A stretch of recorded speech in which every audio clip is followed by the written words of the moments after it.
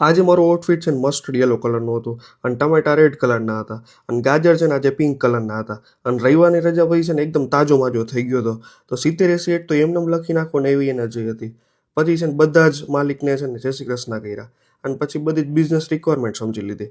અને આજે છે ને અહીંયા ડુપ્લિકેટ સંજય લીલા ભણસાલીનું શૂટ ચાલતું હતું અને 4:15 વાગ્યા તો નવી એડ કેમ બનાવીને કંઈ સમજાતું જ નહોતું. અને પછી આઈડિયા આવ્યું કે આજનું કામ છે ને અહીંયા જ પૂરું કરી દેવાય અને ઘરે વહી જવાય.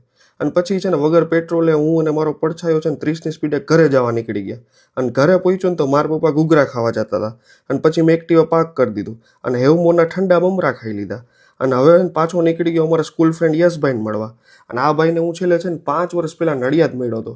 વળી પાછો વગર પેટ્રોલે અને મારા પડછાયા વગર છે ને રુચિતભાઈને મળવા નીકળી ગયો અને રુચિતભાઈને મળીને હું સ્વર્ગમાં આવી ગયો. અને 8:30 વાગ્યા ને ત્યારે સેલ્સમેન ઘરે પહોંચી ગયા હતા.